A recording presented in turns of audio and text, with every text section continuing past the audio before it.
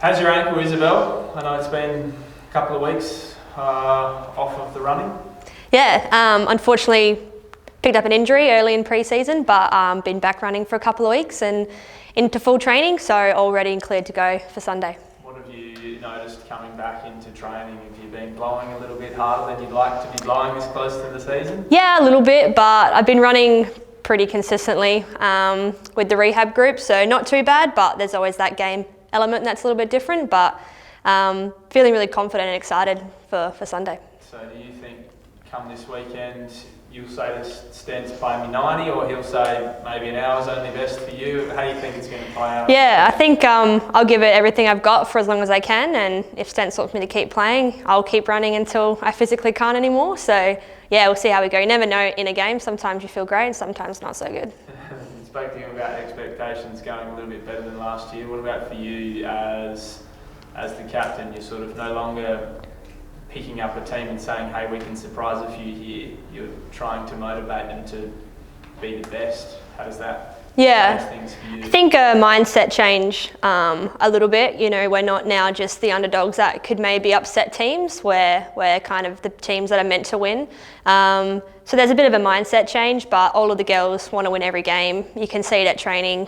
Even just in rondos, people are yelling at each other because they don't want to be the last in. So that competitive nature's there, and that mindset of winning everything, winning every challenge, it's definitely there. What have you noticed from the squad with a couple of changes? How does it look like it's shaken up? It's looking really good.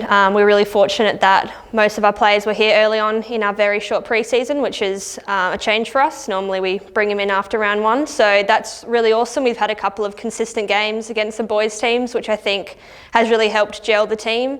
Most of the new players have settled in really well, and some have come back, like Mariska, so that was really easy for her to settle back in to a team that she has played in. So it feels a little bit the same as last year, familiar faces, and the team's doing really well. Your back four, I mean, you're sort of number one back four from last year. I think you'll be probably the only one playing this week from the back four. What challenge does that pose for you? Yeah, it's a bit of a challenge, but you know, Ella had some experience last year, and with the experience of Mariska in your back line, you feel really confident. She's a great leader, great player, and is communicating to everyone, so that's going to really help us. And of course, we've still got Annie behind us in goals, and after a really stellar year last year, she's buzzing, so I feel really confident in anyone we put on the park. Probably should have asked Stens this, but I can ask you instead. Emily and Jenna, both sick, injured?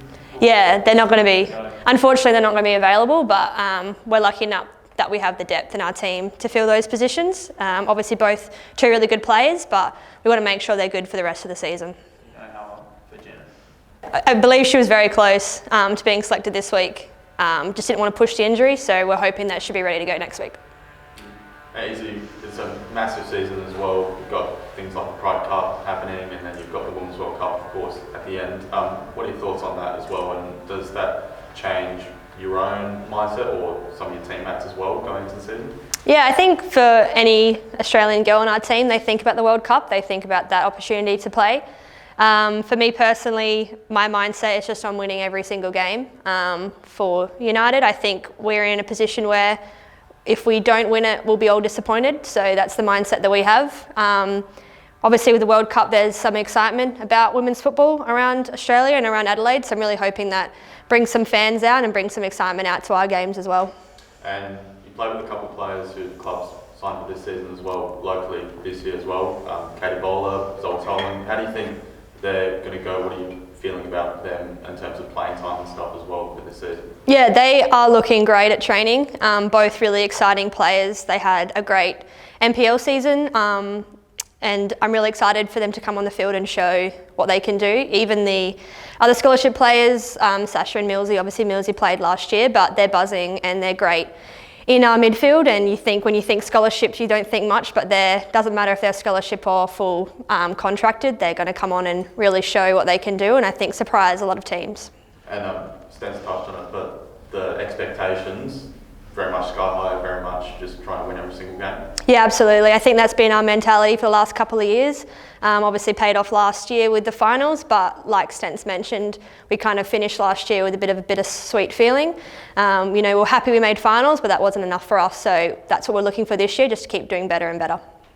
Now that you're on the eve of a season, longest sort of A-League season for the women you ever had, what are your thoughts going into that? It's exciting to know that it's longer. We've got more games to play. We get to play more teams, which is nice. We've got a new team as well, which is good. Yeah, it just means that we're going to need that depth in our squad as well.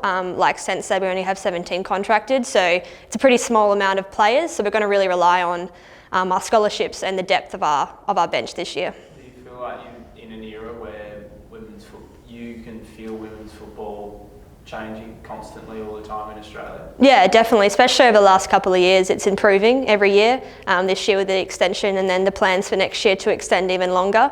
So it's all going in the right direction, and then the Women's World Cup here is just a cherry on top of where we want football to go. Does it give you a sense of pride to be involved in that? Oh, absolutely. I think to be playing football right now is the best time to be playing. You're seeing all the changes, especially from when I first started. You know, at the club 8 years ago, it was completely different to what it is now. So looking forward to how much it's going to keep improving. And then off the pitch as well, you've got things like, you know, the Liberty Pass, and then as well basically every game being accessible to everyone too. So what are your thoughts on those changes? It's awesome. I think the fact that if you can't make it out to the game, you can still watch every game free on the 10 Play app, which is great. And then also to get kids out to games, having that ability to get free tickets with that Liberty A-League Pass is just fantastic. I think that's going to bring more kids out to games, which is what's important. Get them out there.